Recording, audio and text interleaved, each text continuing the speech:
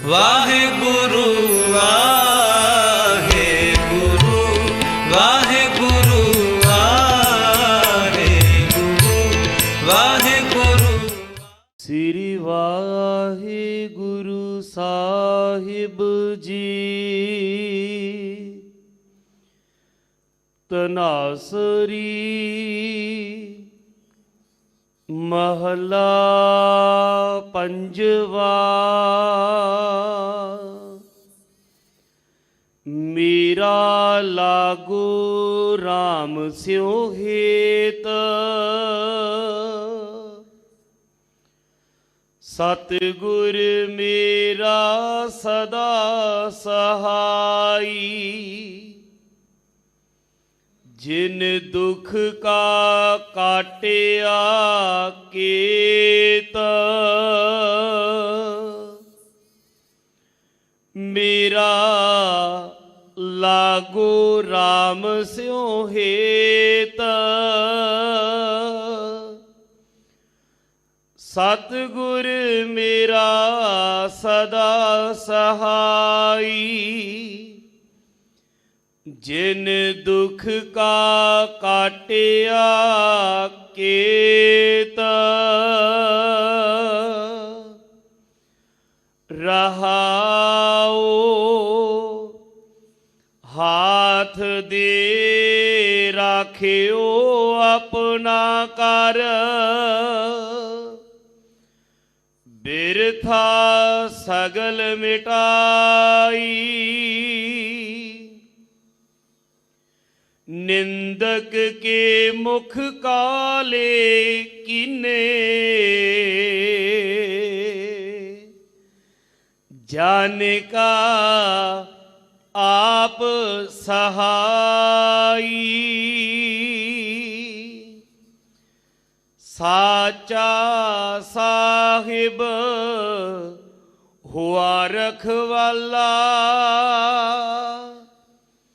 ਰਾਖ ਲੀਏ ਕੰਠ ਲਾਏ, ਨਿਰਭਉ ਭਏ ਸਦਾ ਸੁਖ ਮਾਣੇ। ਨਾਨਕ ਹਰ ਗੁਣ ਗਾਏ, ਸਾਚਾ ਸਾਹਿਬ ਹੁਆ ਰਖਵਾਲਾ। ਰਾਖ ਲੀਏ ਕੰਠ ਲਾਏ, ਨਿਰਭਉ ਭਏ ਸਦਾ ਸੁਖ ਮਾਣੇ। ਨਾਨਕ ਹਰ ਗੁਣ ਗਾਏ। ਵਾਹਿਗੁਰੂ ਜੀ ਕਾ ਖਾਲਸਾ, ਵਾਹਿਗੁਰੂ ਜੀ ਕੀ ਫਤਿਹ। ਗਰੀਬ ਨਵਾਜ, ਕਿਰਪਾਲੂ ਦਿਆਲੂ, ਸਰਬ ਕਲਾ ਸਮਰੱਥ, ਭਗਤ ਵਸ਼ਲ, ਪਤਿਤ ਪਾਵਨ, ਕਰੁਣਾ ਨਿਧਾਨ, ਨਿਮਾਣਿਆਂ ਦੇ ਮਾਨ, ਨਿਤਾਣਿਆਂ ਦੇ ਤਾਨ, 10 ਪਾਤਸ਼ਾਹੀਆਂ ਦੇ ਪ੍ਰਤੱਖ ਸਵਰੂਪ, ਗੁਰਤਾ ਗੱਦੀ ਤੇ ਸੁਭਾਏਮਾਨ ਕਿਰਪਾਲੂ ਹਜੂਰ ਸਤਿਗੁਰੂ ਸ੍ਰੀ ਗੁਰੂ ਗ੍ਰੰਥ ਸਾਹਿਬ ਅਕਾਲ ਪੁਰਖ ਮਾਲਕ ਪਾਤਸ਼ਾਹ ਦੀ ਪਾਵਨ ਗੋਦ ਅੰਦਰ, ਧੰਨ ਹਜੂਰ ਸਤਿਗੁਰੂ ਗੁਰੂ ਰਾਮਦਾਸ ਮਹਾਰਾਜ, ਸ਼ਹੀਦਾਂ ਦੇ ਸਰਤਾਜ ਬਾਣੀ ਕੇ ਬੋਹਿਤ ਧੰਨ ਸਤਿਗੁਰੂ ਗੁਰੂ ਅਰਜਨ ਦੇਵ ਸਾਹਿਬ ਮਹਾਰਾਜ ਜੀ ਦੀ ਇਸ ਪਾਵਨ ਨਿਵਾਜੀ ਹੋਈ ਪਾਵਨ ਧਰਤੀ ਤੇ ਹਜੂਰ ਪਾਤਸ਼ਾਹ ਜੀ ਦੇ ਦਰ ਦਰਬਾਰਾਂ ਤੇ ਨਤਮਸਤਕ ਹੁੰਦਿਆਂ ਗੁਰੂ ਕੀ ਪਾਵਨ ਹਜੂਰੀ ਅੰਦਰ ਸੱਜ ਬੈਠੇ ਗੁਰੂ ਸਵਾਰੇ ਖਾਲਸਾ ਜੀ, ਆਓ ਸਾਹਿਬ ਜੀ ਦੇ ਤਰਸ ਦੇ ਪਾਤਰ ਬਣੀਏ। ਮਾਲਕ ਨੇ ਮਿਹਰਾਮਤ ਕੀਤੀ ਹੈ, ਇਹ ਸੁਲੱਖਣੀ ਘੜੀ ਬਖਸ਼ਿਸ਼ ਕੀਤੀ। ਇਹ ਜੀਵਨ ਦੀ ਰਫਤਾਰ, ਇਹ ਸਵਾਸਾਂ ਦੀ ਲੜੀ, ਇਹ ਚੱਲਦੇ ਹੋਏ ਜੀਵਨ ਨੂੰ ਲਗਾਤਾਰ ਨਿਰੰਤਰ ਜਾਰੀ ਰੱਖਿਆ ਹੈ।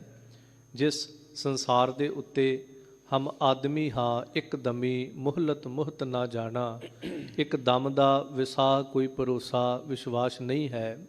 ਮਾਲਕ ਨੇ ਲਗਾਤਾਰ ਇਹ ਜੀਵਨ ਦਾਨ ਬਖਸ਼ਿਆ ਹੈ ਕਿ ਗੁਰੂ ਕੀ ਪਾਵਨ ਹਜ਼ੂਰੀ ਦਾ ਨਿੱਘ ਮਾਣ ਰਹੇ ਹਾਂ।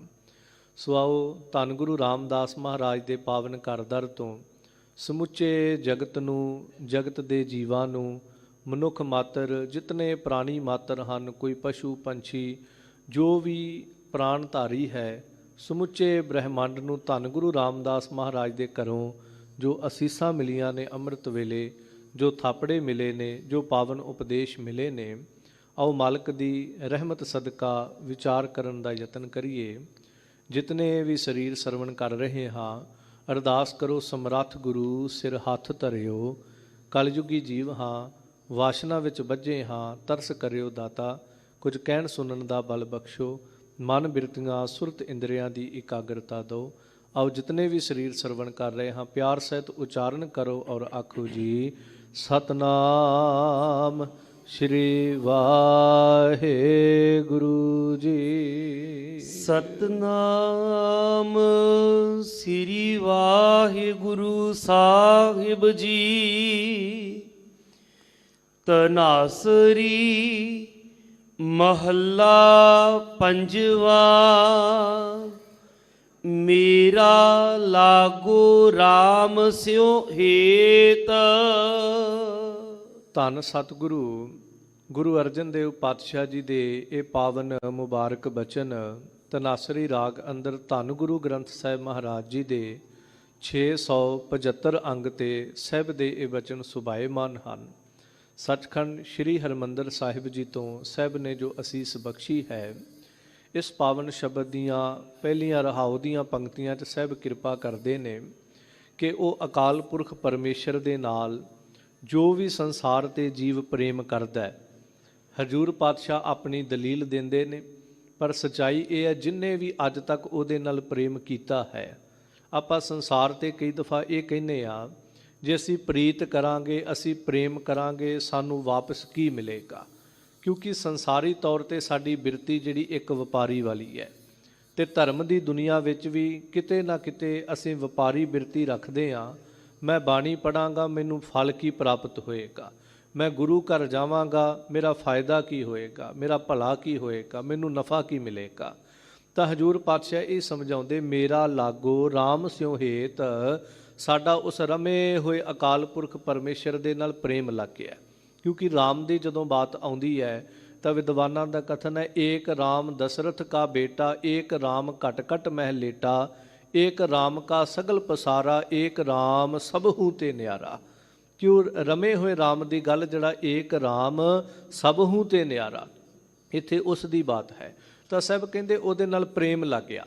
ਦੇਖੋ ਪ੍ਰੇਮ ਦੀ ਖੇਡ ਕਲਗੀਧਰ ਬਾਜਾਂ ਵਾਲੇ ਪਾਤਸ਼ਾਹ ਜਦੋਂ ਕਹਿੰਦੇ ਜਿਨ ਪ੍ਰੇਮ ਕੀਓ ਤਿਨ ਹੀ ਪ੍ਰਭ ਪਾਇਓ, ਕਿ ਸਾਰੀ ਖੇਡ ਜਿਹੜੀ ਹੈ ਉਹ ਪ੍ਰੇਮ ਦੇ ਉੱਤੇ ਖੜੀ ਹੈ।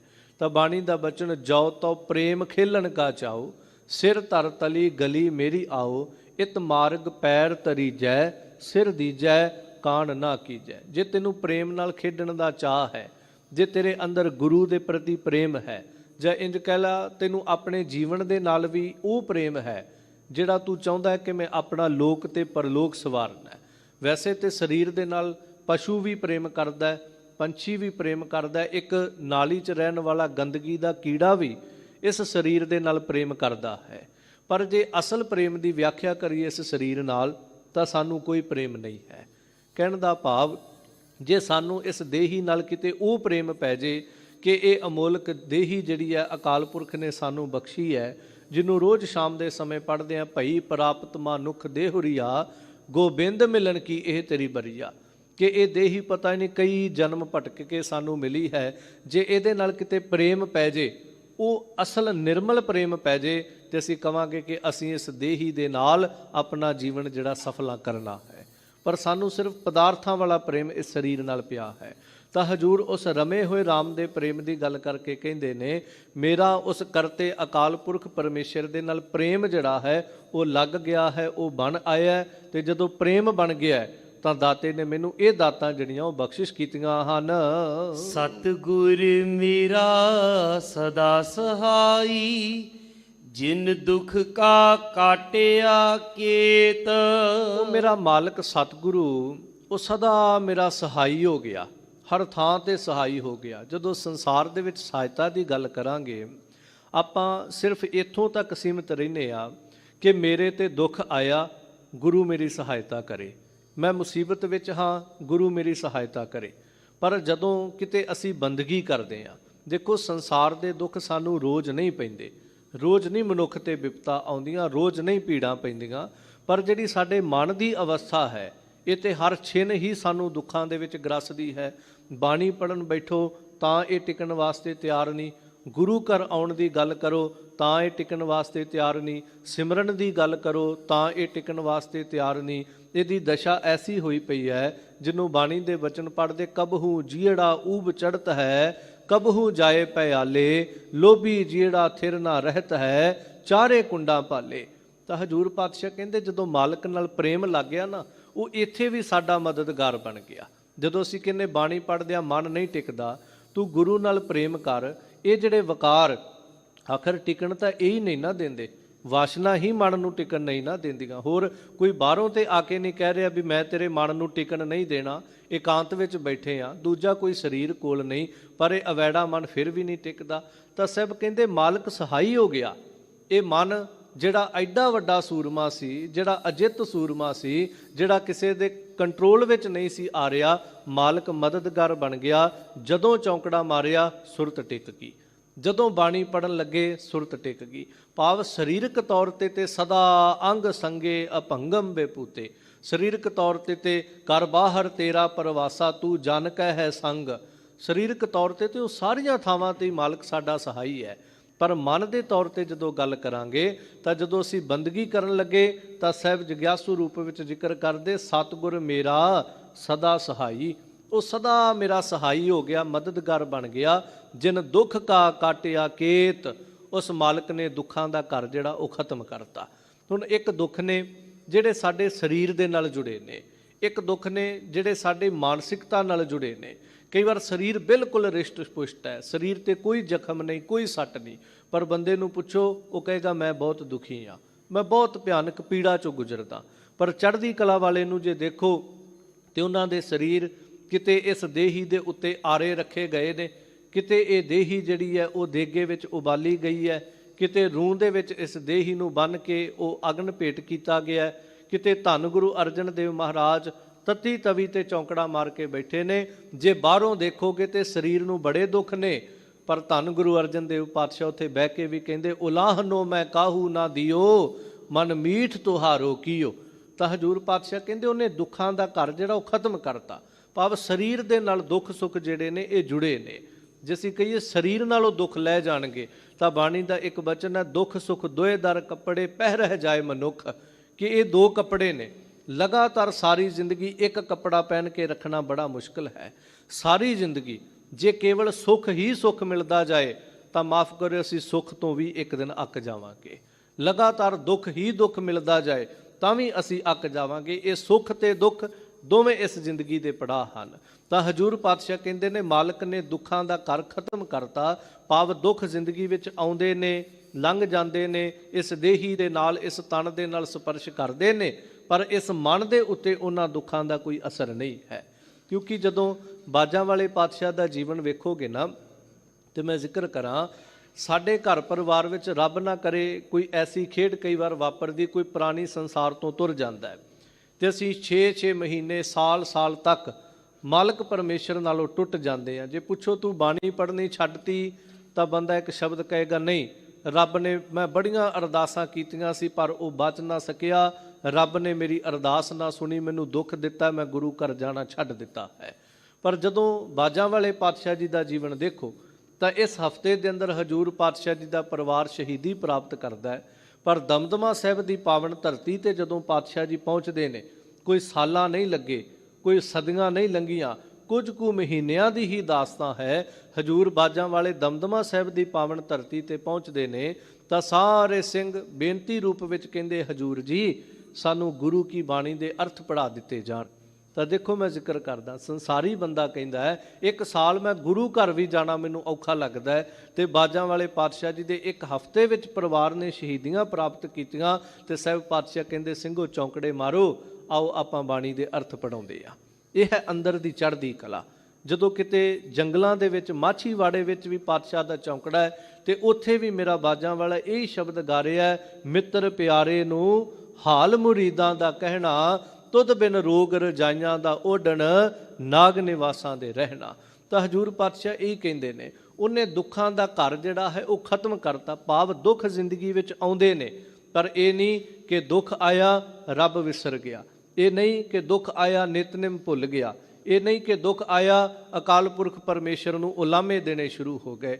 ਤਾਂ ਸਭ ਕਹਿੰਦੇ ਉਹਨੇ ਅੰਦਰੋਂ ਦੁੱਖਾਂ ਵਾਲੀ ਬਿਰਤੀ, ਦੁੱਖ ਦੇ ਨਾਲ ਜੁੜੀ ਹੋਈ ਜਿਹੜੀ ਹਿੱਲਣ ਵਾਲੀ ਬਿਰਤੀ, ਜਿਹੜੀ ਉਹ ਡਾਵਾਂਡੋਲ ਸਥਿਤੀ ਸੀ, ਮਾਲਕ ਨੇ ਤਰਸ ਕਰਕੇ ਉਹ ਕਹਾਣੀ ਜਿਹੜੀ ਖਤਮ ਕਰ ਦਿੱਤੀ ਹੈ। ਰਹਾਉ ਠਹਿਰਾਓ ਦੇ ਕਰਕੇ ਧੰਨ ਗੁਰੂ ਅਰਜਨ ਦੇਵ ਮਹਾਰਾਜ ਫਿਰ ਅਸੀਸ ਬਖਸ਼ਦੇ ਹਨ।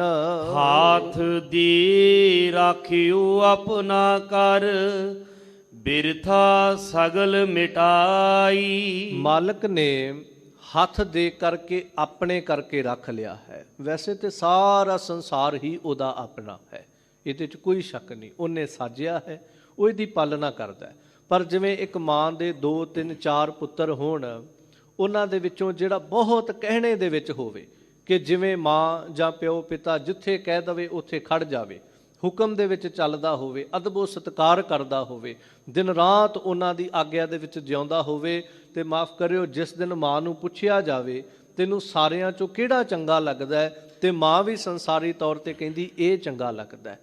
ਵੈਸੇ ਤੇ ਉਹਨੂੰ ਸਾਰੇ ਹੀ ਪਿਆਰੇ ਨੇ, ਪਰ ਜੇ ਕਹੋ ਤੂੰ ਇਹਦੇ ਵੱਲ ਇਸ਼ਾਰਾ ਕਿਉਂ ਕਰਦੀ ਹੈ, ਤੇ ਉਹ ਸ਼ਬਦ ਕਹੇਗੀ ਇਹ ਆਗਿਆ ਵਿੱਚ ਰਹਿੰਦਾ ਹੈ, ਇਹ ਹੁਕਮ ਵਿੱਚ ਰਹਿੰਦਾ। ਤੇ ਜਦੋਂ ਬਚਨ ਪੜ੍ਹਦੇ ਆਗਿਆ ਸਮ ਨਹੀਂ ਸਾਹਿਬ ਸੇਵਾ, ਮਾਲਕ ਦੀ ਆਗਿਆ, ਮਾਲਕ ਦੇ ਹੁਕਮ ਵਿੱਚ ਚੱਲਣ ਦੇ ਬਰਾਬਰ ਵੀ ਕੋਈ ਸੇਵਾ ਨਹੀਂ ਹੈ।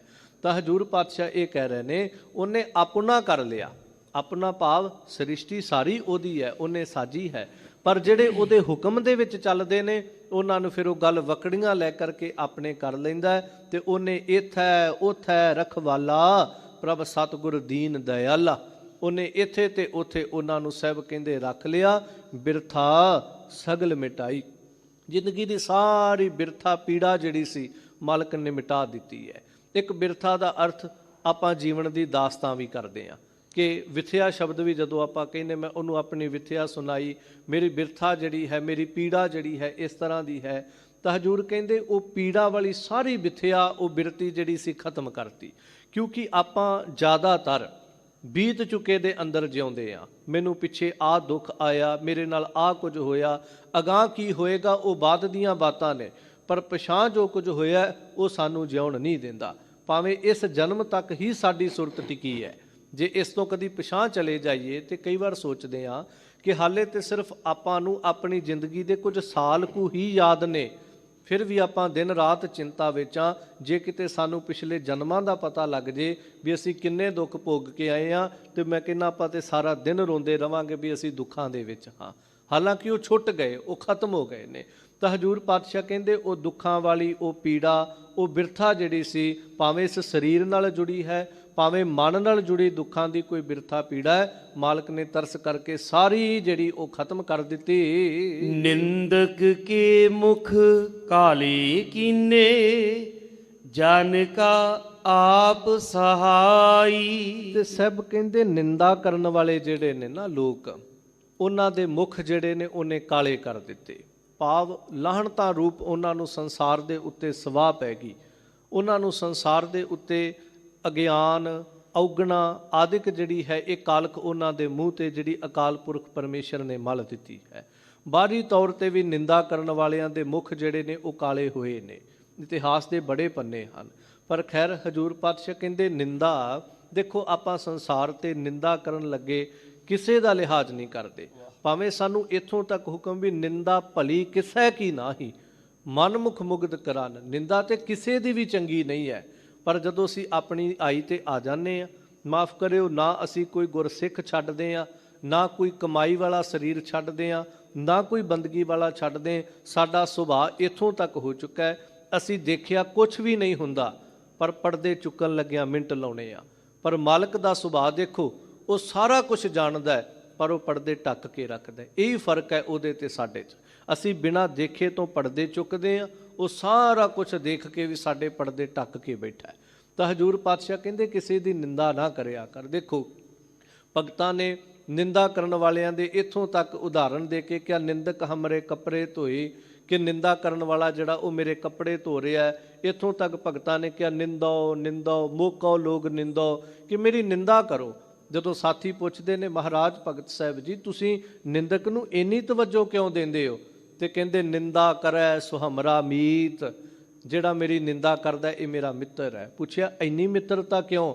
ਕਹਿੰਦੇ ਬਸ ਇਹ ਨਿੰਦਾ ਕਰਦਾ ਹੈ ਤੇ ਮੇਰੇ ਪਾਪ ਜਿਹੜੇ ਨੇ ਉਹ ਲੈਂਦੇ ਜਾਂਦੇ ਨੇ।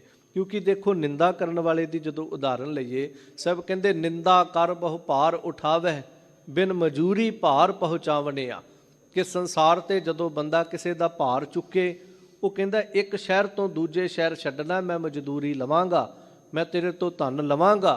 ਪਰ ਨਿੰਦਾ ਕਰਨ ਵਾਲਾ ਜਿਸ ਦੀ ਨਿੰਦਾ ਕਰਦਾ ਉਹਦੇ ਪਾਪਾਂ ਦੀ ਗਠੜੀ, ਉਹਦੇ ਔਗਣਾਂ ਦੀ ਗਠੜੀ, ਉਹਦੇ ਗੁਨਾਹਾਂ ਦੀ ਗਠੜੀ ਆਪਣੇ ਸਿਰ ਤੇ ਧਰ ਕੇ ਬਿਨਾਂ ਕੋਈ ਮਿਹਨਤ ਮਜ਼ਦੂਰੀ ਲਿਆ ਉਹਦੀ ਗਠੜੀ ਇਸ ਲੋਕ ਤੋਂ ਪਰਲੋਕ ਤੱਕ ਪਹੁੰਚਾ ਆਉਂਦਾ ਹੈ। ਤਾਂ ਹਜ਼ੂਰ ਪਾਤਸ਼ਾਹ ਕਹਿੰਦੇ ਗੁਰਮੁਖਾਂ ਦੀ ਨਿੰਦਾ ਕਰਨ ਵਾਲੇ ਜਿਹੜੇ ਹਨ ਉਹਨਾਂ ਦੇ ਫਿਰ ਮਾਲਕ ਨੇ ਮੁਖ ਜਿਹੜੇ ਉਹ ਕਾਲੇ ਕਰ ਦਿੱਤੇ। ਜਨ ਕਾ ਆਪ ਸਹਾਈ, ਸਾਧੂ ਸਤਪੁਰਖਾਂ ਦਾ, ਗੁਰਮੁਖਾਂ ਦਾ ਫਿਰ ਇੱਥੇ ਤੇ ਉੱਥੇ ਪਰਮੇਸ਼ਰ ਆਪ ਸਹਾਈ ਹੋ ਜਾਂਦਾ ਹੈ। ਸਾਚਾ ਸਾਹਿਬ ਹੁਆ ਰਖਵਾਲਾ, ਰਾਖ ਲੀਏ ਕੰਠ ਲਾਏ। ਤੇ ਸਭ ਕਹਿੰਦੇ ਅਸੀਂ ਪ੍ਰੇਮ ਕੀਤਾ ਉਹਦੇ ਨਾਲ, ਤੇ ਉਹ ਸਾਚਾ ਸਾਹਿਬ ਜਿਹੜਾ ਹੈ ਨਾ ਉਹ ਸਾਡਾ ਰਖਵਾਲਾ ਹੋ ਗਿਆ। ਤੇ ਰਖਵਾਲਾ ਕਿਵੇਂ ਹੋ ਗਿਆ? ਦੇਖੋ ਧੰਨ ਗੁਰੂ ਅਰਜਨ ਦੇਵ ਮਹਾਰਾਜ ਜਿਸ ਵਕਤ ਲਾਹੌਰ ਸ਼ਹਾਦਤ ਪ੍ਰਾਪਤ ਕਰਨ ਗਏ, ਬੇਅੰਤ ਤਸੀਹੇ ਪਾਤਸ਼ਾਹ ਨੂੰ ਦਿੱਤੇ ਗਏ। ਇਹ ਕੋਈ ਇਤਿਹਾਸ ਦੀਆਂ ਅੱਖਾਂ ਤੋਂ ਓਲੇ ਨਹੀਂ ਹਨ, ਪਰ ਪਾਤਸ਼ਾਹ ਜੀ ਦੇ ਨਾਲ ਜਦੋਂ ਕਾਜੀ ਲੋਕ ਸਵਾਲ ਕਰਦੇ ਨੇ ਤਾਂ ਦੇਖੋ ਹਜ਼ੂਰ ਪਾਤਸ਼ਾਹ ਖੁਦ ਬਾਣੀ ਦੇ ਰਚਨਹਾਰੇ ਨੇ, ਇਹਦੇ 'ਚ ਕੋਈ ਸ਼ੱਕ ਨਹੀਂ ਹੈ। ਪਾਤਸ਼ਾਹ ਜੀ ਹਰ ਇੱਕ ਸਵਾਲ ਦਾ ਜਵਾਬ ਜਿਹੜਾ ਉਹ ਬੜੇ ਬਾਕਮਾਲ ਦਿੰਦੇ ਨੇ। ਜਦੋਂ ਕਹਿੰਦੇ ਜੀ ਤੁਸੀਂ ਇਸਲਾਮ ਨੂੰ ਮਾੜਾ ਕਿਹਾ, ਜਾਂ ਤੁਸੀਂ ਇਹਦੇ ਵਿੱਚ ਆਪਣੀ ਲਿਖੀ ਹੋਈ ਬਾਣੀ ਦੇ ਵਿੱਚ ਮੁਹੰਮਦ ਸਾਹਿਬ ਦੀ ਸਿਫਤ ਕਰੋ, ਕਈ ਸਵਾਲਾਤ ਹੋਏ ਪਰ ਪਾਤਸ਼ਾਹ ਨੇ ਸੋਹਣੇ ਜਵਾਬ ਦਿੱਤੇ।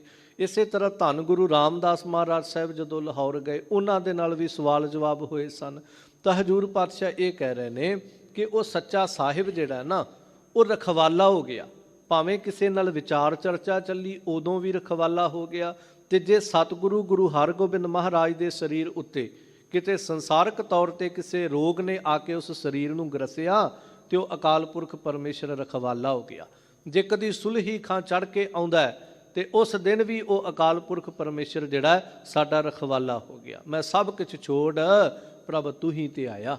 ਜਿਨ੍ਹਾਂ ਨੇ ਸਾਰਾ ਕੁਝ ਤਿਆਗ ਕੇ ਮਾਲਕ ਦਾ ਪੱਲਾ ਪਕੜ ਲਿਆ, ਉਹਦੇ ਨਾਲ ਪ੍ਰੇਮ ਕਰ ਲਿਆ, ਤਾਂ ਹਜ਼ੂਰ ਪਾਤਸ਼ਾਹ ਕਹਿੰਦੇ ਉਹ ਉਹਨਾਂ ਨੂੰ ਆਪਣੇ ਕੰਠ ਦੇ ਨਾਲ ਲਾ ਲੈਂਦਾ ਹੈ, ਆਪਣੀ ਗੱਲ ਵਕੜੀ ਲੈ ਲੈਂਦਾ ਹੈ ਤੇ ਇੱਥੇ ਉੱਥੇ ਉਹਨਾਂ ਦਾ ਰਖਵਾਲਾ ਬਣਦਾ ਹੈ। ਨਿਰਭਉ ਭਈ ਸਦਾ ਸੁਖ ਮਾਣੇ, ਨਾਨਕ ਹਰ ਗੁਣ ਗਾਏ। ਸਭ ਕਹਿੰਦੇ ਜਿਹੜੇ ਨਾਨਕ ਹਰ ਗੁਣ ਗਾਏ, ਜਿਹੜੇ ਉਹ ਹਰੀ ਦੇ ਗੁਣਾਂ ਨੂੰ ਗਾਉਂਦੇ ਨੇ ਨਾ, ਉਹਨਾਂ ਨੂੰ ਸਭ ਤੋਂ ਵੱਡੀ ਇੱਕ ਦਾਤ ਪ੍ਰਾਪਤ ਹੁੰਦੀ ਹੈ। ਦੇਖੋ ਬਾਣੀ ਪੜ੍ਹਦਿਆਂ ਸਿਮਰਨ ਕਰਦਿਆਂ ਆ ਪਦਾਰਥ ਮਿਲ ਜਾਣੇ, ਆ ਸੰਸਾਰ ਤੇ ਵਡਿਆਈਆਂ ਮਿਲ ਜਾਣੀਆਂ, ਸੰਸਾਰ ਦੀਆਂ ਤੁੱਛ ਜੀਆਂ ਵਸਤੂਆਂ ਆ ਮਿਲ ਜਾਣੀਆਂ, ਇਹ ਕੋਈ ਬਹੁਤ ਵੱਡੀ ਪ੍ਰਾਪਤੀ ਨਹੀਂ ਹੈ। ਪਰ ਮਾਫ ਕਰਿਓ, ਸਾਡੀ ਸੁਰਤੀ ਇੱਕ ਉਸ ਬੱਚੇ ਵਾਲੀ ਹੈ ਜਿਹੜਾ ਸਿਰਫ ਇੱਕ ਦਸਾਂ ਦੇ ਖਿਡੌਣੇ ਤੱਕ ਸੀਮਿਤ ਰਹਿ ਗਿਆ। ਇਸ ਤੋਂ ਅਗਾਂਹ ਉਹਦੀ ਸ਼ਾਇਦ ਸੋਚ ਹੀ ਨਹੀਂ। ਵਿਦਵਾਨ ਇੱਕ ਕਹਾਣੀ ਸੁਣਾਉਂਦੇ ਕਈ ਵਾਰ, ਉਹ ਕਹਿੰਦੇ ਵੀ ਮਾਂ ਦੇ ਹੱਥ ਵਿੱਚ ਇੱਕ ਪਾਸੇ ਸੋਨੇ ਦੀ ਮੋਹਰ ਫੜੀ ਹੈ, ਇੱਕ ਪਾਸੇ ਉਹਦੇ ਹੱਥ ਦੇ ਵਿੱਚ ਮਿਸ਼ਟਾਨ ਫੜਿਆ, ਕੋਈ ਮਠਿਆਈ ਫੜੀ। ਉਹ ਆਪਣੇ ਬੱਚੇ ਨੂੰ ਕਹਿੰਦੀ ਵੀ ਤੈਨੂੰ ਕੀ ਚਾਹੀਦਾ? ਤੇ ਬੱਚਾ ਕਹਿੰਦਾ ਵੀ ਮੈਨੂੰ ਤੇ ਤੇਰੇ ਹੱਥ ਦੀ ਮਠਿਆਈ ਚਾਹੀਦੀ ਹੈ। ਉਸ ਬੱਚੇ ਨੂੰ ਇੰਨਾ ਨਹੀਂ ਪਤਾ ਕਿ ਜੇ ਮੈਂ ਸੋਨੇ ਦੀ ਮੋਹਰ ਮੰਗ ਲਵਾਂ ਤੇ ਇਸ ਮੋਹਰ ਨਾਲ ਪਤਾ ਨਹੀਂ ਮੈਂ ਕਿੰਨੀ ਮਠਿਆਈ ਖਰੀਦ ਲਵਾਂਗਾ।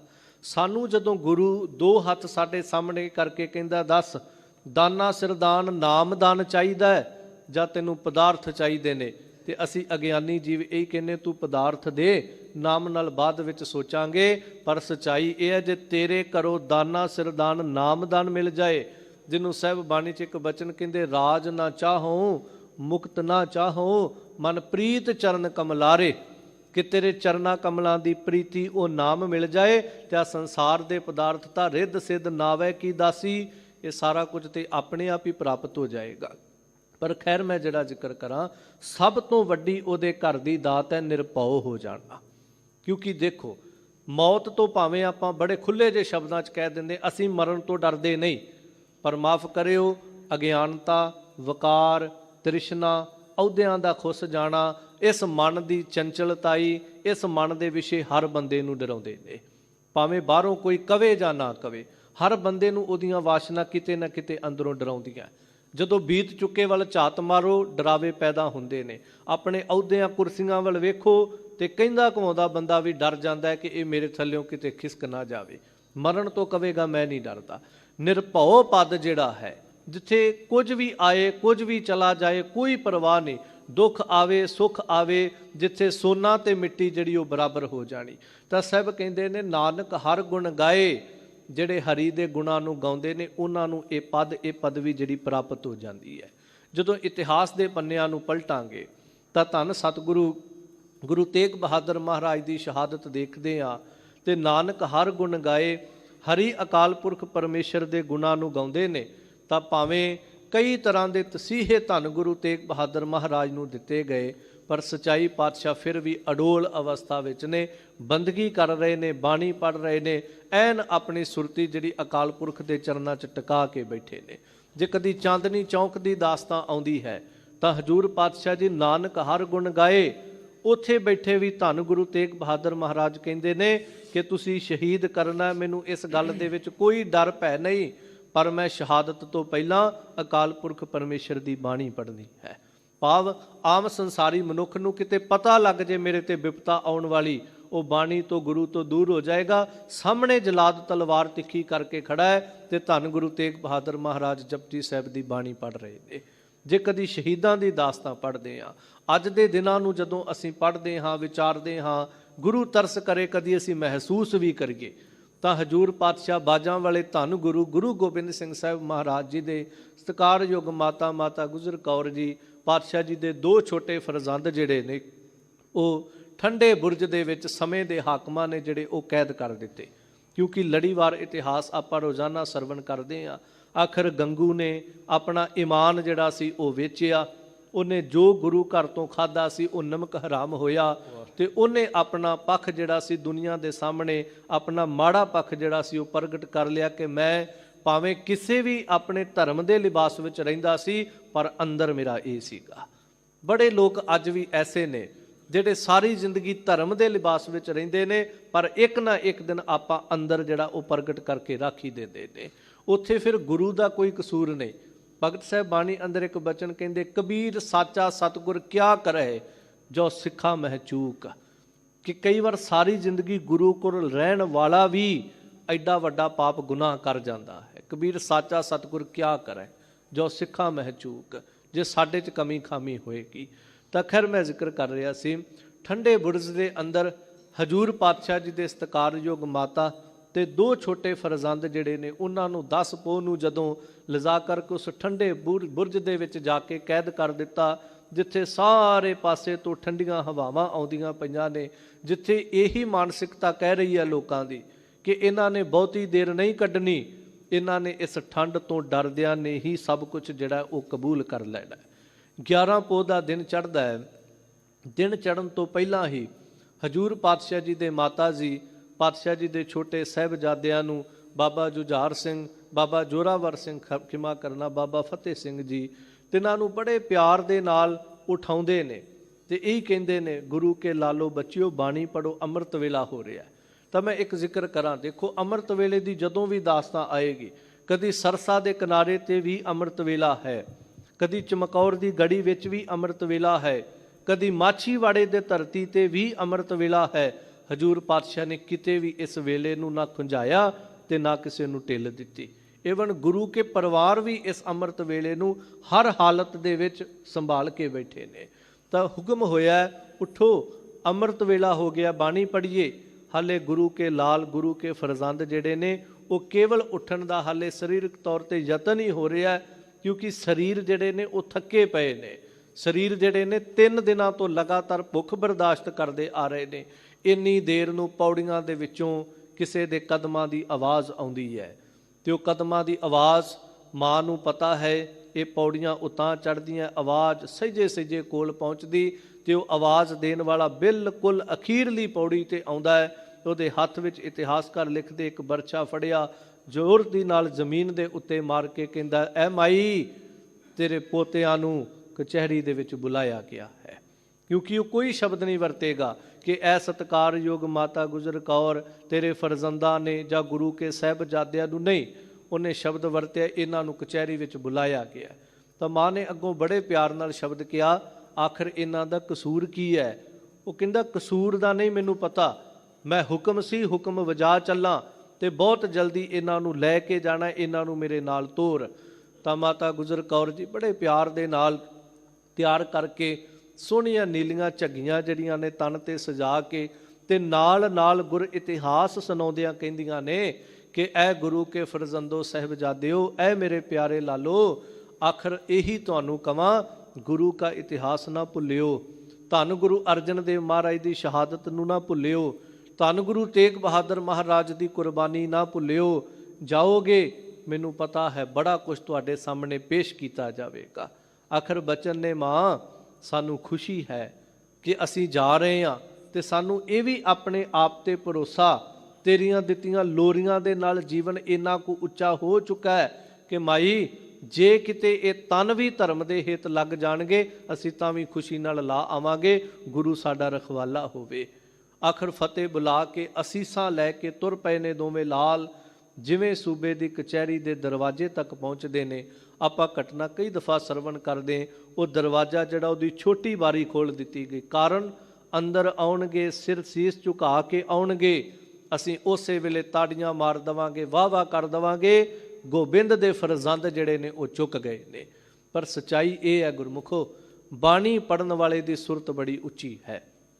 ਬਾਣੀ ਪੜ੍ਹਨ ਵਾਲਾ, ਜਦੋਂ ਕਈ ਵਾਰ ਆਪਾਂ ਸੰਸਾਰ ਤੇ ਮਜ਼ਾਕੀਆ ਲਹਿਜੇ 'ਚ ਕਹਿ ਜਾਂਦੇ ਆ ਨਾ ਕਿ ਜਿੱਥੇ ਤੇਰੀ ਸੋਚਣੀ ਖਤਮ ਹੁੰਦੀ ਮੈਂ ਉੱਥੋਂ ਸ਼ੁਰੂ ਕਰਦਾ, ਇਹ ਆਪਣੀ ਤੇ ਉਹ ਅਵਸਥਾ ਨਹੀਂ, ਪਰ ਬੰਦਗੀ ਕਰਨ ਵਾਲੇ ਦੀ ਇਹ ਅਵਸਥਾ ਹੈ ਜਿੱਥੇ ਸੰਸਾਰ ਸੋਚਣਾ ਛੱਡ ਦਿੰਦਾ, ਉਹ ਉਦੋਂ ਵੀ ਅਗਾਂਹ ਤੁਰਦੇ ਨੇ, ਉਹ ਸੁਰਤ ਦੀਆਂ ਉਡਾਰੀਆਂ ਵਾਲੇ ਨੇ।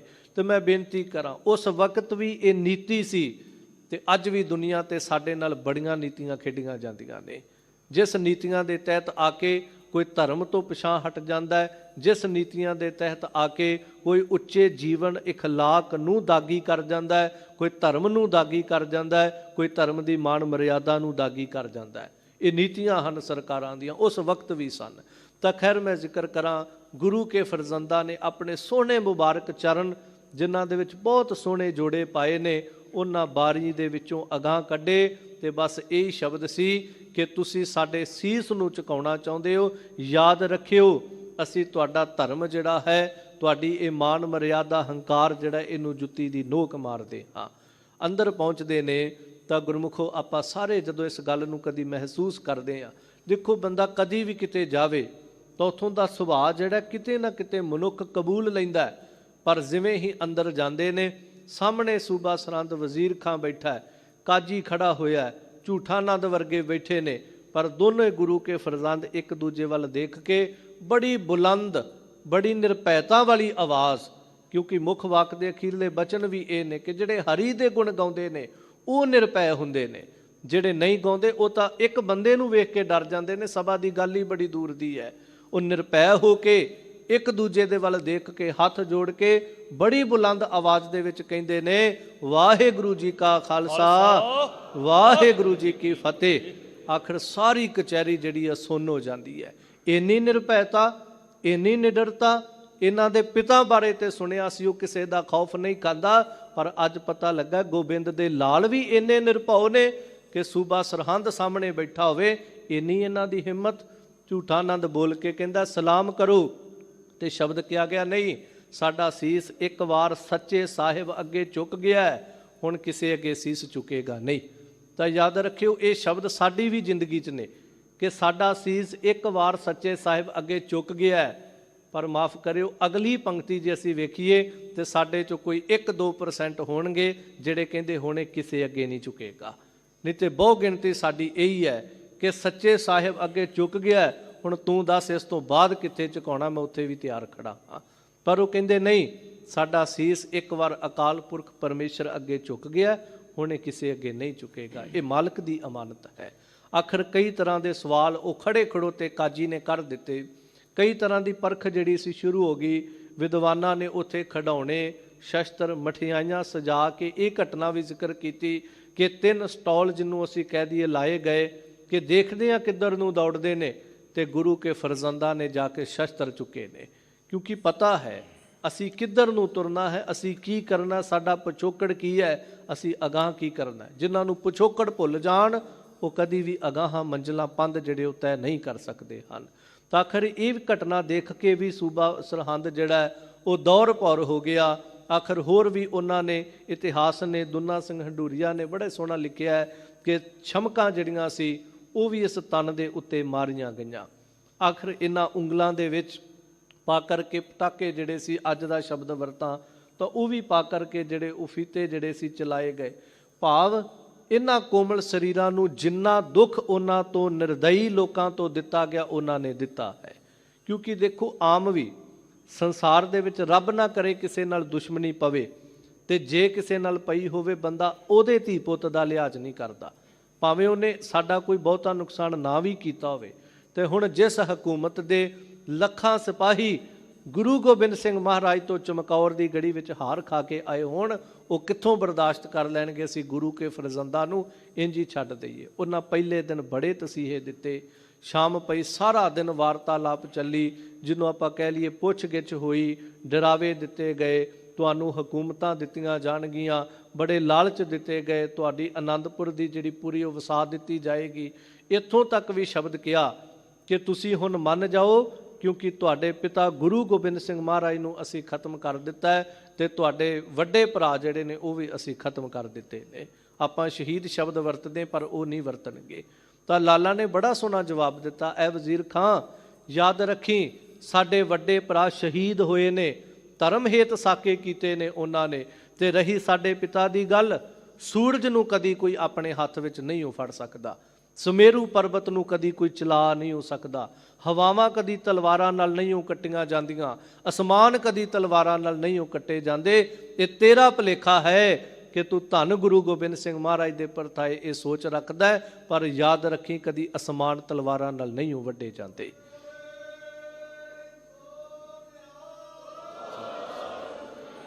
ਬੜੀ ਨਿਰਭੈਤਾ ਦੇ ਇਹ ਬਚਨ ਜਿਹੜੇ ਕਹੇ, ਤੇ ਸ਼ਾਮ ਦਾ ਸਮਾਂ ਆਖਰ ਵਾਪਸ ਠੰਡੇ ਬੁਰਜ ਤੇ ਆਏ। ਦਾਦੀ ਮਾਂ ਨੂੰ ਆ ਕੇ ਸਾਰੀ ਦਾਸਤਾਂ ਜਿਹੜੀ ਬੜੀ ਖੁਸ਼ੀ ਦੇ ਨਾਲ ਸੁਣਾਈ। ਇੱਥੇ ਕੋਈ ਚਿਹਰੇ ਤੇ ਉਦਾਸੀ ਨਹੀਂ, ਕੋਈ ਡਰ ਨਹੀਂ। ਆ ਦੌੜ ਕੇ ਆਏ, ਦਾਦੀ ਮਾਂ ਨੂੰ ਗਲ ਵਕੜੀ ਪਾਈ, ਫਤਿਹ ਬੁਲਾਈ, ਤੇ ਦੱਸਦੇ ਨੇ ਮਾਂ ਅੱਜ ਕਚਹਿਰੀ 'ਚ ਆਹ ਵਾਰਤਾਲਾਪ ਹੋਈ, ਤੇਰੀਆਂ ਅਸੀਸਾਂ, ਤੇਰੀਆਂ ਲੋਰੀਆਂ ਦੇ ਨਾਲ, ਸੁਣਾਏ ਹੋਏ ਗੁਰ ਇਤਿਹਾਸ ਦੇ ਨਾਲ ਅਸੀਂ ਜਵਾਬ ਦਿੱਤੇ। ਪਰ ਮਾਂ ਉਹ ਇੱਕ ਸ਼ਬਦ ਕਹਿ ਰਹੇ ਸੀ ਕਿ ਗੁਰੂ ਗੋਬਿੰਦ ਸਿੰਘ ਮਹਾਰਾਜ ਨੂੰ ਅਸੀਂ ਖਤਮ ਕਰ ਦਿੱਤਾ ਹੈ। ਭਾਵੇਂ ਸਾਨੂੰ ਪਤਾ ਹੈ ਸਾਡੇ ਪਿਤਾ ਦਾ ਉਹ ਕੱਖ ਨਹੀਂ ਵਿਗਾੜ ਸਕਦੇ, ਪਰ ਮਾਂ ਉਹਨਾਂ ਨੇ ਸ਼ਬਦ ਕਿਉਂ ਕਹੇ?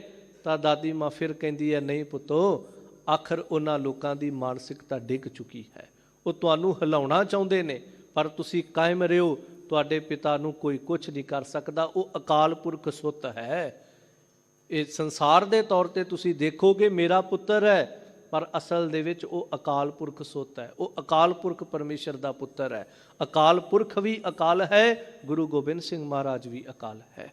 ਤਾਂ ਜਦੋਂ ਇਹ ਸਾਰੀ ਵਾਰਤਾਲਾਪ ਚੱਲੀ, ਕੋਈ ਕੱਪੜਾ ਨਹੀਂ, ਕੁਝ ਖਾਣ ਵਾਸਤੇ ਨਹੀਂ। ਅੱਜ ਦੀ ਰਾਤ ਜਿਹੜੀ ਸੀ ਫਿਰ ਭਾਈ ਮੋਤੀ ਰਾਮ ਮਹਿਰਾ ਜੀ ਉਹਨਾਂ ਨੇ ਦੁੱਧ ਲਿਆਂਦਾ ਘਰ ਵਾਲੀ ਦੇ ਗਹਿਣੇ ਵੇਚ ਕੇ, ਪਰ ਕੱਪੜਾ ਫਿਰ ਵੀ ਕੋਲ ਕੋਈ ਨਹੀਂ। ਦਾਦੀ ਨੇ ਦੋਨੇ ਫਰਜ਼ੰਦ ਆਪਣੀ ਗਲ ਵਕੜੀ ਲਏ, ਆਪਣੇ ਸਰੀਰ ਦਾ ਨਿੱਘ ਦਿੱਤਾ, ਆਪਣੇ ਮੂੰਹ ਦੇ ਵਿੱਚੋਂ ਗਰਮ ਹਵਾ ਜਿਹੜੀ ਉਹਨਾਂ ਨੂੰ ਦਿੱਤੀ, ਜਿੰਨਾ ਹੋ ਸਕਿਆ ਬਾਣੀ ਦਾ ਨਿੱਘ ਦਿੱਤਾ, ਕਿਉਂਕਿ ਨਾਮ ਦੇ ਵਿੱਚ ਵੀ ਬੜਾ ਨਿੱਘ ਹੈ, ਨਾਮ ਵਿੱਚ ਠੰਡਕ ਵੀ ਬਹੁਤ ਹੈ, ਤੇ ਨਾਮ ਦੇ ਵਿੱਚ ਨਿੱਘ ਵੀ ਬਹੁਤ ਹੈ। ਕਿਸੇ ਤਰ੍ਹਾਂ ਇਹ ਰਾਤ ਬਤੀਤ ਹੋਈ। ਅੱਜ ਦਾ ਜਿਹੜਾ ਦਿਨ ਹੈ, ਅੱਜ ਦੂਜੀ ਪੇਸ਼ੀ ਸਾਹਿਬਜ਼ਾਦਿਆਂ ਦੀ, ਮੈਂ ਕਹਾਂ ਜੇ ਕਦੀ ਮਹਿਸੂਸ ਕਰਕੇ ਦੇਖੀਏ, ਗੁਰੂ ਤਰਸ ਕਰੇ ਸਾਡੇ ਅੰਦਰ ਇਹ ਭਾਵਨਾਵਾਂ ਕਦੇ ਬਣ ਜਾਣ। ਉਹ ਸਮਾਂ ਆਪਾਂ ਗੁਰੂ ਕੀ ਤਾਬਿਆ ਬੈਠੇ ਹਾਂ, ਪਰ ਜੇ ਮਹਿਸੂਸ ਕਰੋ ਤੇ ਇਸੇ ਕੁ ਸਮੇਂ ਦੇ ਦਰਮਿਆਨ ਹੀ ਗੁਰੂ ਕੇ ਫਰਜ਼ੰਦ ਜਿਹੜੇ ਸੂਬੇ ਦੀ ਕਚਹਿਰੀ ਵਿੱਚ ਖੜੇ ਹੋਏ ਸੀਗੇ, ਜਿੱਥੇ ਸਾਰੇ ਸਵਾਲਾਤ ਹੋ ਰਹੇ ਨੇ, ਵਾਰ-ਵਾਰ ਕਿਹਾ ਜਾ ਰਿਹਾ ਤੁਸੀਂ ਮੰਨ ਜਾਓ। ਅੱਜ ਕੱਲ ਕਾਜੀ ਨੇ ਸਵਾਲ ਕੀਤੇ, ਅੱਜ ਝੂਠਾ ਆਨੰਦ ਕਈ ਤਰ੍ਹਾਂ ਦੇ ਸਵਾਲ ਕਰਕੇ ਕਹਿੰਦਾ ਤੁਹਾਨੂੰ ਬੜਾ ਕੁਛ ਜਿਹੜਾ ਉਹ ਦੇ ਦਿੱਤਾ ਜਾਏਗਾ, ਤੁਹਾਨੂੰ ਅਸੀਂ ਔਰੰਗਜ਼ੇਬ ਨੂੰ ਕਵਾਂਗੇ, ਉਹ ਤੁਹਾਨੂੰ ਸਾਰੇ ਤੁਹਾਡੇ ਗੁਨਾਹ ਜੋ ਲੜਾਈਆਂ ਹੋਈਆਂ ਨੇ ਸਾਰਾ ਕੁਝ ਤੁਹਾਨੂੰ ਜਿਹੜਾ ਬਖਸ਼ ਦੇਗਾ। ਇਹ ਵਜ਼ੀਰ ਸੂਬਾ ਸਰਹੰਦ ਜਿਹੜਾ ਇਹ ਬੜਾ ਦਿਆਲੂ ਹੈ, ਇਹ ਤੁਹਾਡੇ ਤੇ ਤਰਸ ਕਰੇਗਾ, ਤੁਹਾਨੂੰ ਬੜਾ ਕੁਝ ਦੇ ਦੇਗਾ। ਪਰ ਗੁਰੂ ਕੇ ਫਰਜ਼ੰਦਾਂ ਨੇ ਬੜਾ ਸੋਹਣਾ ਇੱਕ ਜਵਾਬ ਦਿੱਤਾ ਸੀ ਕਿ ਯਾਦ ਰੱਖਿਓ ਅਸਲ ਦੇ ਵਿੱਚ ਕੀ ਹੈ, ਸਾਡਾ ਦੋਸ਼ ਜੇ ਤੁਸੀਂ ਕਹਿੰਦੇ ਹੋ ਆ ਕੀਤਾ, ਦੋਸ਼ ਇੰਨਾ ਕੋਈ ਹੈ ਕਿ ਜੇ ਬੁੱਤ ਪ੍ਰਸਤੀ ਸੇ ਗਰ ਰੋਕਾ ਤੋ ਮੁਸਲਮਾਨ ਵਿਗੜ ਗਏ। ਅਸੀਂ ਆਖਰ ਤੁਹਾਨੂੰ ਬੁੱਤ ਪ੍ਰਸਤੀ ਤੋਂ ਰੋਕਿਆ ਤੇ ਹਿੰਦੂ ਜਿਹੜੇ ਉਹ ਵਿਗੜਦੇ ਨੇ। ਜੇ ਅਸੀਂ ਸ਼ਰਅ ਦੇ ਖਿਲਾਫ ਚੱਲਣ ਵਾਲਿਆਂ ਦੀ ਗੱਲ ਕੀਤੀ ਤੇ ਮੁਸਲਮਾਨ ਵਿਗੜ ਗਏ। ਤਾਂ ਕਹਿੰਦੇ ਨੇ ਵਜ਼ੀਰ ਖਾਂ ਫੌਜੋਂ ਪੇ ਨਾਜ ਤੁਮੇ ਇਨਹੇ ਦੇਵੀ ਪੇ ਮਾਨ ਹੈ। ਝੂਠਾ ਨੰਦ ਹਿੰਦੂ ਹੈ, ਕਹਿੰਦੇ ਇਹਨੂੰ ਦੇਵੀ ਤੇ ਮਾਨ ਹੈ। ਇਹ ਵਜ਼ੀਰ ਖਾਂ ਤੈਨੂੰ ਫੌਜਾਂ ਤੇ ਮਾਨ ਹੈ। ਆਸ਼ਿਕ ਹੈ ਹਮ ਖੁਦਾ ਕੇ ਹਥੇਲੀ ਪੇ ਜਾਨ ਹੈ। ਸਾਡੀ ਤਾਂ ਤਲੀ ਦੇ ਉੱਤੇ ਸੀਸ ਰੱਖੇ ਨੇ, ਪਰਵਾਹ ਹੀ ਕੋਈ ਨਹੀਂ ਹੈ। ਤੂੰ ਜੋ ਮਰਜ਼ੀ ਕਹਿ, ਭਾਵੇਂ ਹੁਣੇ ਸ਼ਹੀਦ ਕਰ, ਭਾਵੇਂ ਕੱਲ ਨੂੰ ਕਰ, ਪਰ ਯਾਦ ਇਹ ਹੈ ਅਸੀਂ ਧਰਮ ਦੇ ਵਾਸਤੇ ਕੁਰਬਾਨ ਹੋਣ ਵਾਸਤੇ ਆਏ ਹਾਂ। ਕੋਈ ਪਰਵਾਹ ਨਹੀਂ ਹੈ ਕਦੋਂ ਸ਼ਹਾਦਤਾਂ ਹੋ ਜਾਣ। ਤਾਂ ਅੱਜ ਦੀ ਪੇਸ਼ੀ ਜਿਹੜੀ ਹੈ ਇਹ ਸਾਰਾ ਦਿਨ ਲੰਬੇਰੀ ਪੇਸ਼ੀ ਚੱਲਦੀ ਹੈ। ਕਈ ਵਾਰਤਾਲਾਪ ਜਿਹੜੀਆਂ ਹੁੰਦੀਆਂ ਨੇ, ਆਖਰ ਗੁਰੂ ਕੇ ਫਰਜ਼ੰਦ ਆਪਣੇ ਫੈਸਲਿਆਂ ਤੇ ਅਟਲ ਖੜੇ ਨੇ। ਭਾਵੇਂ ਉਹਨਾਂ ਨੂੰ ਸ਼ਮਕਾਂ ਪੈਂਦੀਆਂ ਨੇ, ਭਾਵੇਂ ਉਹਨਾਂ ਨੂੰ ਗਲੇਲੇ ਮਾਰੇ ਜਾਂਦੇ ਨੇ, ਭਾਵੇਂ ਉਹਨਾਂ ਨੂੰ ਕਈ ਤਰ੍ਹਾਂ ਅਪਮਾਨ ਵੀ ਕੀਤਾ ਜਾਂਦਾ। ਇਹ ਵੀ ਇੱਕ ਟੌਰਚਰ ਹੈ। ਕਿਸੇ ਬੰਦੇ ਨੂੰ ਅਪਮਾਨਿਤ ਕਰੋ ਉਹ ਡੋਲ ਜਾਏਗਾ। ਬੜੇ ਬੜੇ ਮਾੜੇ ਸ਼ਬਦ ਜਿਹੜੇ ਉਹਨਾਂ ਨੂੰ ਸੁਣਾਏ ਗਏ, ਕਈ ਤਰ੍ਹਾਂ ਦੇ ਕਬੂਲ ਉਹਨਾਂ ਨੂੰ ਸੁਣਾਏ ਗਏ, ਜਿਹਨੂੰ ਆਪਾਂ ਸੰਸਾਰ ਦੇ ਨਰਾਦਰੀ ਵਾਲੇ ਸ਼ਬਦ ਕਹਿ ਲਈਏ, ਉਹ ਸੁਣਾਏ ਗਏ। ਪਰ ਗੁਰੂ ਕੇ ਲਾਲ ਜਿਹੜੇ ਸਿਮਰਨ ਕਰਦੇ ਪਏ ਨੇ, ਬਾਣੀ ਪੜ੍ਹਦੇ ਪਏ ਨੇ, ਧੰਨ ਗੁਰੂ ਅਰਜਨ ਦੇਵ ਮਹਾਰਾਜ ਕਹਿੰਦੇ ਜਿਹੜੇ ਹਰੀ ਦੇ ਗੁਣ ਗਾਉਂਦੇ ਨੇ ਉਹ ਨਿਰਭੈ ਰਹਿੰਦੇ ਹਨ। ਤਾਂ ਨਿਰਭੈ ਖੜੇ ਨੇ, ਅਡੋਲ ਖੜੇ ਨੇ, ਬਸ ਇੱਕੋ ਗੱਲ ਕਹਿ ਰਹੇ ਨੇ ਤੁਸੀਂ ਜੋ ਮਰਜ਼ੀ ਕਰੋ, ਅਸੀਂ ਧਰਮ ਨਹੀਂ ਛੱਡਾਂਗੇ। ਆਖਰ ਅੱਜ ਦੀ ਪੇਸ਼ੀ ਜਿਹੜੀ ਸੰਪੰਨ ਹੋਈ, ਵਾਪਿਸ ਮਾਂ ਕੋਲ ਗਏ, ਦਾਦੀ ਮਾਂ ਕੋਲ ਜਾ ਕੇ ਫਿਰ ਸਾਰੀ ਦਾਸਤਾਨ ਸੁਣਾ ਦਿੱਤੀ। ਨਾਲ ਇਹ ਵੀ ਸੁਣਾ ਦਿੱਤਾ, ਮਾਂ ਉਹ ਲੋਕ ਸ਼ਾਇਦ ਸਾਡੇ ਸਰੀਰਾਂ ਦੇ ਉੱਤੇ ਹੁਣ ਅੱਖ ਰੱਖ ਕੇ ਬੈਠੇ ਹੈ। ਕਹਿਣ ਦਾ ਭਾਵ ਉਹਨਾਂ ਨੇ ਹੁਣ ਜਲਦੀ ਆਪਣੇ ਫਤਵੇ ਜਿਹੜੇ ਉਹ ਜਾਰੀ ਕਰ ਦੇਣੇ ਨੇ। ਦੇਖੋ ਇਹ ਸ਼ਬਦ ਜਦੋਂ ਕਿਹਾ ਹੋਏਗਾ ਤੇ ਦਾਦੀ ਮਾਂ ਦੇ ਹਿਰਦੇ ਤੇ ਕੀ ਬੀਤਿਆ ਹੋਏਗਾ। ਭਾਵੇਂ ਸਾਡੀ ਮਾਂ ਗੁਜਰ ਕੌਰ ਚੜ੍ਹਦੀ ਕਲਾ ਵਿੱਚ ਹੈ, ਪਰ ਪਰਿਵਾਰਾਂ ਵਾਲੇ ਬੈਠੇ ਹੋ, ਕਦੀ ਮਹਿਸੂਸ ਕਰਕੇ ਦੇਖਿਓ ਜਦੋਂ ਇਹ ਸ਼ਬਦ ਕਿਹਾ ਹੋਣਾ, ਦਾਦੀ ਮਾਂ ਕੱਲ੍ਹ ਨੂੰ ਇਹ ਸਰੀਰ ਸ਼ਾਇਦ ਉਹ ਖੋਹ ਲੈਣਗੇ, ਕੱਲ੍ਹ ਨੂੰ ਇਹ ਸਰੀਰ ਅੱਖੋਂ ਓਹਲੇ ਹੋ ਜਾਣਗੇ, ਪਰ ਹਾਂ ਅਸੀਂ ਅੱਜ ਵੀ ਚੜ੍ਹਦੀ ਕਲਾ ਵਿੱਚ ਹਾਂ, ਅਸੀਂ ਕੱਲ੍ਹ ਵੀ ਚੜ੍ਹਦੀ ਕਲਾ ਵਿੱਚ ਰਹਾਂਗੇ। ਤਾਂ ਇਹ ਸਤਿਗੁਰੂ ਗੁਰੂ ਅਰਜਨ ਦੇਵ ਮਹਾਰਾਜ ਨੇ ਕਿਹਾ, ਜੋ ਬੰਦਗੀ ਕਰਨ ਵਾਲੇ ਹਨ, ਹਰੀ ਦੇ ਗੁਣ ਗਾਉਣ ਵਾਲੇ ਹਨ, ਉਹ ਸਾਰੀਆਂ ਥਾਵਾਂ ਤੇ ਨਿਰਭਉ ਤੇ ਅਡੋਲ ਖੜੇ ਰਹਿੰਦੇ ਹਨ। ਸੋ ਇਹ ਸਤਿਗੁਰੂ ਗੁਰੂ ਅਰਜਨ ਦੇਵ ਪਾਤਸ਼ਾਹ ਦੇ ਪਾਵਨ ਮੁੱਖ ਵਾਕ ਸਨ। ਆਓ ਕੇਵਲ ਪੰਛੀ ਝਾਤ ਸ਼ਬਦਾਰਥ ਕਰਦਿਆਂ ਲੜੀਵਾਰ ਹਜੂਰ ਪਾਤਸ਼ਾਹ ਦੇ ਬਚਨਾਂ ਦੀ ਸਾਂਝ ਕਰੀਏ। ਰਾਮ ਕਲੀ ਮਹੱਲਾ ਪੰਜਵਾ। ਰਾਜਾ ਰਾਮ ਕੀ ਸਰਣਾਏ। ਸਭ ਕਹਿੰਦੇ ਧੰਨ ਗੁਰੂ ਅਰਜਨ ਦੇਵ ਮਹਾਰਾਜ, ਅਸੀਂ ਉਹ ਰਮੇ ਹੋਏ ਰਾਜਾ ਅਕਾਲ ਪੁਰਖ ਪਰਮੇਸ਼ਰ ਦੀ ਹਜੂਰੀ ਚਰਨ ਸ਼ਰਨ ਵਿੱਚ ਹਾਂ। ਨਿਰਭਉ ਭਏ ਗੋਬਿੰਦ ਗੁਣ ਗਾਵਤ, ਸਾਧ ਸੰਗ ਦੁਖ ਜਾਏ। ਜੋ ਮੁੱਖ ਵਾਕ ਦੇ ਅਖੀਰਲੇ ਬਚਨ ਨੇ ਉਹੀ ਸਭ ਇੱਥੇ ਕਹਿ ਰਹੇ ਨੇ, ਨਿਰਭਉ ਭਏ ਗੋਬਿੰਦ ਗੁਣ ਗਾਏ। ਜਿਨ੍ਹਾਂ ਨੇ ਗੋਬਿੰਦ ਦੇ ਗੁਣਾਂ ਨੂੰ ਗਾ ਲਿਆ ਉਹ ਨਿਰਭਉ ਹੋ ਗਏ ਨੇ। ਗਾਵਤ ਸਾਧ ਸੰਗ ਦੁੱਖ ਜਾਏ ਗਾ ਲਿਆ, ਤੇ ਸਾਧ ਸੰਗਤ ਦੇ ਵਿੱਚ ਜੁੜਨ ਨਾਲ ਸਾਰੇ ਦੁੱਖ ਦਲਿੱਦਰ ਜਿਹੜੇ ਹਨ, ਨਿਰਭੈਤਾ ਪ੍ਰਾਪਤ ਹੋ ਗਈ ਤੇ ਡਰ ਵਾਲੇ ਦੁੱਖ ਜਿਹੜੇ ਉਹ ਚਲੇ ਗਏ ਹਨ। ਰਹਾਉ ਠਹਿਰਾਓ ਦੇ ਅਸੀਸਾਂ ਬਖਸ਼ ਰਹੇ ਹਨ। ਜਾਂ ਕੈ ਰਾਮ ਬਸੈ ਮਨ ਮਾਹੀ। ਇਹ ਭਾਈ ਜਨੋ ਰਸਨਾ ਦੇ ਉੱਤੇ ਤੇ ਸਾਰਿਆਂ ਦੇ ਗੁਰੂ ਵਸਦਾ ਹੈ, ਪਰ ਜਿਨ੍ਹਾਂ ਦੇ ਮਨ ਦੇ ਵਿੱਚ ਗੁਰੂ ਕਿਤੇ ਆ ਕੇ ਵਸ ਜਾਂਦਾ ਹੈ। ਸੋ ਜਨ ਦੁੱਤਰ ਪੇਖਤ ਨਾਹੀ। ਆ ਜਿਹੜਾ ਦੁਸ਼ਤਰ ਸੰਸਾਰ ਸਮੁੰਦਰ ਹੈ ਉਹ ਇਹਨੂੰ ਵੇਂਦੇ ਤੱਕ ਨਹੀਂ ਹੈ। ਭਾਵ ਬੜੀ ਸੁਖੈਣਤਾ ਨਾਲ ਪਾਰ ਹੋ ਜਾਂਦੇ ਨੇ। ਬਾਣੀ ਦਾ ਇੱਕ ਬਚਨ ਹੈ, ਇਹੋ ਸਾਗਰ ਸੋਈ ਤਰੈ ਜੋ ਹਰ ਗੁਣ ਗਾਏ। ਸਾਧ ਸੰਗਤ ਕੈ ਸੰਗ ਵਸੈ ਵੱਡ ਭਾਗੀ ਪਾਏ। ਇਹ ਸਾਗਰ ਨੂੰ ਸਭ ਕਹਿੰਦੇ, ਇਹ ਦੁੱਤਰ ਸਾਗਰ ਨੂੰ ਪੇਖਤ ਨਾਹੀ, ਉਹ ਵੇਂਦੇ ਨਹੀਂ, ਬੜੇ ਅਡੋਲਤਾ ਦੇ ਨਾਲ ਇਹਦੇ ਤੋਂ ਪਾਰ ਹੋ ਜਾਂਦੇ ਹਨ। ਸਗਲੀ ਕਾਜ ਸਵਾਰੀ ਆਪਣੇ। ਉਹ ਆਪਣੀ ਜ਼ਿੰਦਗੀ ਦੇ ਕਾਰਜ ਜਿਹੜੇ ਸਵਾਰ ਲੈਂਦੇ, ਉਹ ਸਾਡੇ ਵਾਲੇ ਕਾਰਜ ਨਹੀਂ ਹਨ। ਉਹਨਾਂ ਦੇ ਕਾਰਜ ਕੀ, ਜਾਂ ਕਉ ਆਏ ਸੂਈ ਬੇਹਾਜਹੁ ਹਰ ਗੁਰ ਤੇ ਮਨਹਿ ਬਸੇਰਾ। ਉਹ ਜਿਸ ਕੰਮ ਵਾਸਤੇ ਬੰਦਗੀ ਇਬਾਦਤ ਸਿਮਰਨ ਵਾਸਤੇ ਆਏ ਨੇ ਉਹ ਆਪਣੇ ਕਾਰਜ ਜਿਹੜੇ ਸਫਲ ਕਰ ਲੈਂਦੇ ਹਨ। ਹਰ ਹਰ ਨਾਮ ਰਸਨ ਨਿਤ ਜਪਨੇ। ਪਰ ਕੌਣ ਕਰਦੇ ਨੇ?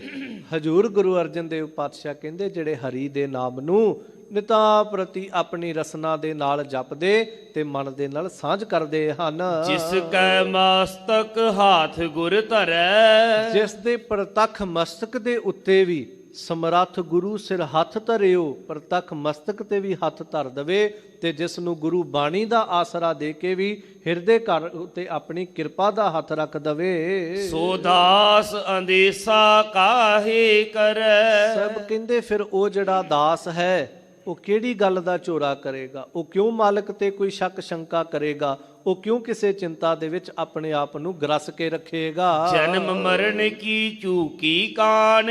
ਉਹ ਬਾਣੀ ਪੜਨ ਵਾਲੇ ਜਪਣ ਵਾਲਿਆਂ ਦੀ ਜਨਮ ਤੇ ਮਰਨ ਦੀ ਕਾਨ ਕਨੌੜ ਜਿਹੜੀ ਹੈ, ਇਹ ਚਿੰਤਾ ਜਿਹੜੀ ਹੈ, ਸਭ ਕਹਿੰਦੇ ਉਹ ਬਿਲਕੁਲ ਖਤਮ ਹੋ ਗਈ ਹੈ। ਪੂਰੇ ਗੁਰ ਉਪਰ ਕੁਰਬਾਨ। ਪਰ ਇਹ ਖਤਮ ਕਿੰਨੇ ਕੀਤੀ ਹੈ? ਤਾਂ ਸਭ ਕਹਿੰਦੇ ਉਸ ਮਾਲਕ ਨੇ ਕੀਤੀ ਹੈ। ਇਸ ਕਰਕੇ ਆਪਣੇ ਸਤਿਗੁਰ ਕਹਿ ਬਲਿਹਾਰੀ ਪੂਰੇ ਗੁਰ ਉਪਰ ਕੁਰਬਾਨ। ਅਸੀਂ ਉਹਦੇ ਤੋਂ ਸਦਾ ਕੁਰਬਾਨ ਜਾਣੇ ਜਿਨੇ ਸਾਡਾ ਜਨਮ ਮਰਨ ਮਿਟਾ ਸੁੱਟਿਆ। ਗੁਰ ਪਰਮੇਸ਼ਰ ਭੇਟ ਨਿਹਾਲ। ਗੁਰੂ ਨੂੰ ਪਰਮੇਸ਼ਰ ਨੂੰ ਭੇਟ ਕੇ ਮਿਲ ਕਰਕੇ ਪ੍ਰਾਪਤ ਕਰਕੇ ਸਭ ਕਹਿੰਦੇ ਨਿਹਾਲ ਨਿਹਾਲ ਨਿਹਾਲ ਹੋ ਜਾਈਦਾ ਹੈ। ਸੋ ਦਰਸ਼ਨ ਪਾਏ ਜਿਸ ਹੋਏ ਦਇਆਲ। ਪਰ ਗੁਰੂ ਕੇ ਦਰਸ਼ਨ ਦੀਦਾਰ ਸਭ ਕਹਿੰਦੇ ਉਹ ਪਾਉਂਦਾ ਹੈ ਜਿਸ ਹੋਏ ਦਇਆਲ।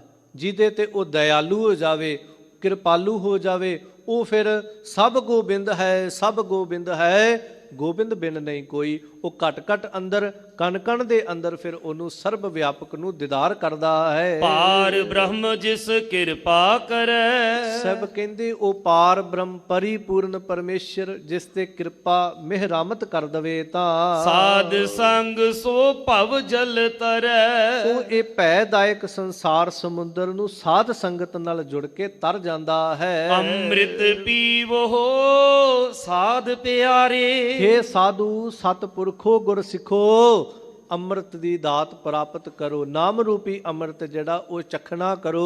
ਮੁਖ ਉਜਲ ਸਾਚਾ ਦਰਬਾਰੇ। ਮਹਾਰਾਜ ਅੰਮ੍ਰਿਤ ਪ੍ਰਾਪਤ ਕਰਨ ਨਾਲ ਕੀ ਹੋਏਗਾ?